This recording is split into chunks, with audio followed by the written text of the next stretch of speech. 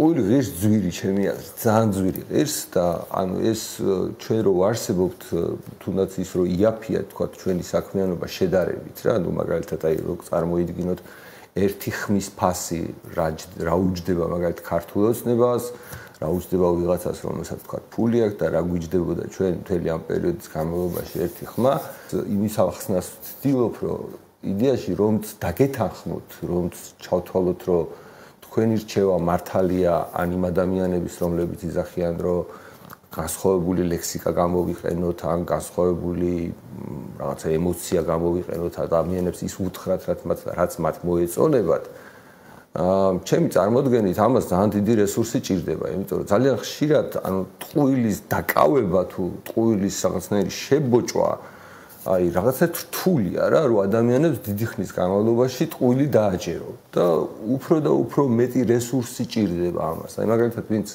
სიტყვაზე ხელისუფლებაშია, სინამდვილეს შეიძლება არც კი უნდა და თავიდან რომ რაღაც ამდენი ტყუილი გამოეყენებინა, მაგრამ იმის გამო რომ მოუწიათ, უფრო და უფრო რომ სხვებმა არაფერი არ გააკეთონ, წარმოიდგინეთ რომ აი ჩვენ რამდენი გვაქვს ახლა ფიზიკურად კი არ ვაპირებ რომ გავიმეორო ის ჩვენი მონაყოლი თუ ნაამბობი თუ მოთხრობა რომელსაც როგორც ჩვენს ხედვას, ჩვენი ქართული პოლიტიკური სიტუაციის ჩვენ სულ ვცდილობთ რომ გაგიზიაროთ რა. არამედ აი უბრალოდ შეხედეთ რომ მაგალითად რა დაუჯდებოდა სიტყვაზე ვიძახი ქართულ ოცნებას პირველ წლებში თავისი ხელისუფლებაში ყოფნის ერთი ხმა და თქვათ რა დაუჯდება დღეს და დარწმუნებული ვარ რომ ძალიან გაძვირებული აქვს. მიუხედავად იმისა რომ ანუ მიუხედავად ოპოზიციის სისუსტის სიტყვაზე ან ოპოზიციის ასეთივე ტყუილით რო ეჯიბრება რა ფაქტიურად და ტყუილით რო ეჯიბრება და რო ვერ ჯაბნის, რო ვერ ჯობნის, იმიტომ რომ საბოლოო ჯამში აქ უკვე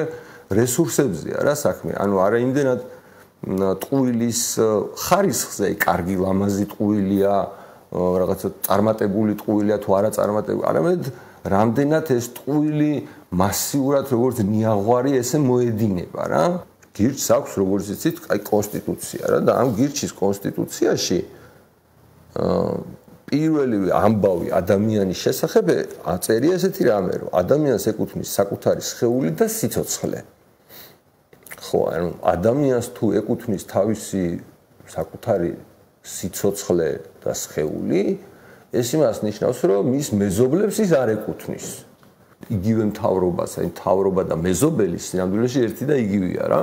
უბრალოდ თუ ჩვენ სიტყვებს მნიშვნელობას მივანიჭებთ და აი როგორც მათემატიკაში აქვს რა რაღაც მოქმედებებს ზუსტი მნიშვნელობა, აი სიტყვებსაც თუ ასეთ ვისე მნიშვნელობას მივანიჭებთ და ვიცით ამ სიტყვების შინაარსი, ის რასაც ჩვენ ვცდილობთ რომ 10 წლის განმავლობაში ავხსნათ და გავავრცელოთ ეს აზრი, მდგომარეობს იმაში რომ თქვენც აი ამ პოსტულატიდან გამომდინარე შეგიძლიათ უამრავი მსგავსი დასკვნა გააკეთოთ.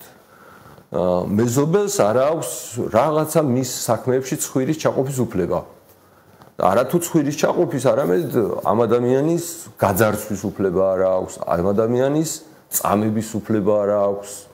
და თუ მეზობელს ამის უფლება არ აქვს, მეზობელს არ შეუძლია რომ ის უფლება, რომელიც მას არ აქვს, გადასცეს მთავრობას. აი მთავრობას ჩვენ შეგვიძლია რაღაც თვალსაზრისით აი ლოგიკური რო იყოს, გადავცეთ მხოლოდ ის უფლება, რომელიც ჩვენ გვაქვს.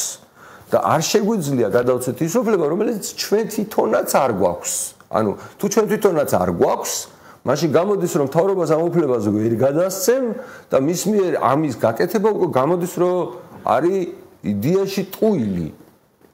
ანუ ტყუილია, როდესაც მაგალითად მთავრობა ვიღაცების სახელითაც რომ ბევრნი იყვნენ ეს ადამიანები, იძახის რომ მე რაღაცა უმრავლესობის სახელით ვიღაცას დავსჯი, მაგალითად რა, ნარკომომხმარებლები, კანაფის მოხმარებაზე აქციას რო ვაკეთებდით, აი თავისი შინაარსით ეს აბსოლუტურად არ განსხვავდება მაგალითად აი სანდროს საყვარელი ფულის თემისგან.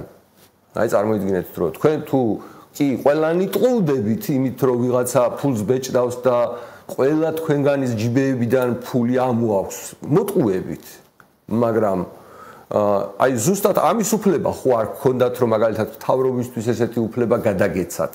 კაი, შენ გინდა რომ ვიღაცამ ჯიბიდან ფული ამოგაცავლოს, მაგრამ აი შენი მეზობლის ჯიბიდან ფულის ამოცლის უფლება შენ ხო არ გაქვს. და შესაბამისად ამ უფლებას მთავრობას ვერ გადასცემ. ანუ შენ კი ბატონო ამოგაცალეს ჯიბიდან, იმიტომ შენ თანახმა ხარ. მაგრამ როდესაც შენი უტვინობით ან ტყუილზე დაყოლით მეზობლისთვის ფულის ჯიბიდან ამოცლის უფლებას მთავრობას აძლევ, ეს უფლება არ გაქვს.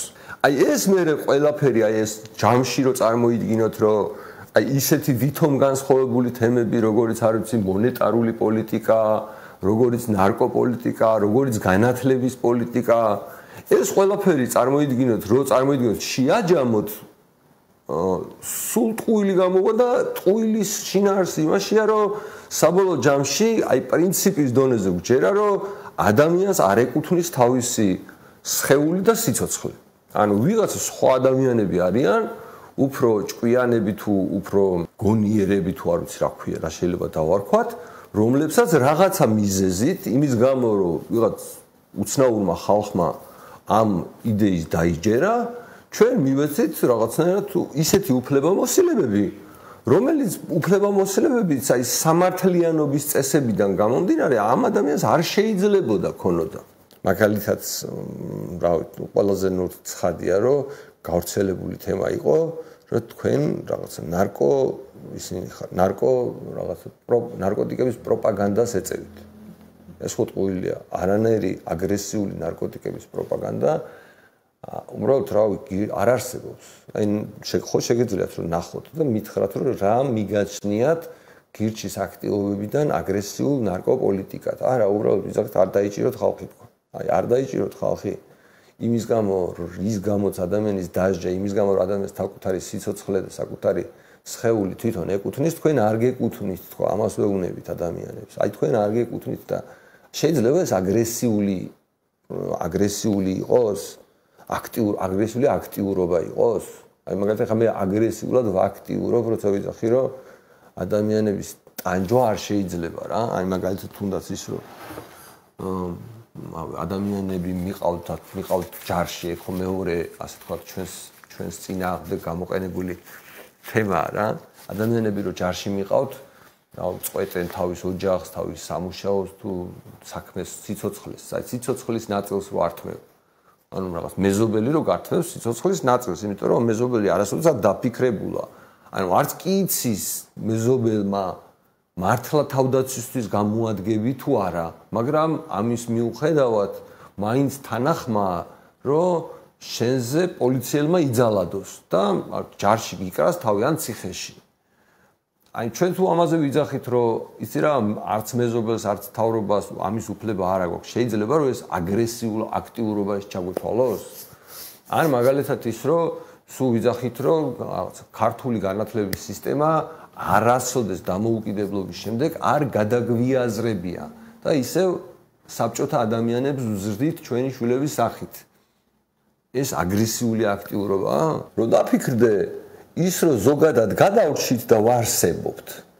ჩემი აზრით მაინც ზუსტად აი ამ რაღაცნაირად ტყუილზე რო არ გადავედით და არასოდეს ეგეთი ცდუნება იდეაში არ გვქონია. მე არც მახსოვს იდეა რომ დავფიქრდე რომ როდისმე ჩვენ შიგნით ერთმანეთთან საუბრის დროს, გულწრფელი საუბრის დროს, მე არ მახსოვს რომ ამ წლების განმავლობაში როდისმე განგვეხილა ეგ ამბავი, ან რომელიმე პრაქტიკულ მაგალითზე მაინც გვეფიქრა რომ მოდი ხო არ მოვატყუოთო ეხლა ეს ხალხიო რაღაცაო ვერ გავაგებინებთ. აი რომ დაფიქრდე, აი ეხლა ხომ არ გავჩუმდეთ. ანუ აი ესეთი კითხვა ჩვენს გარშემო არასოდეს არ დამდგარა რა.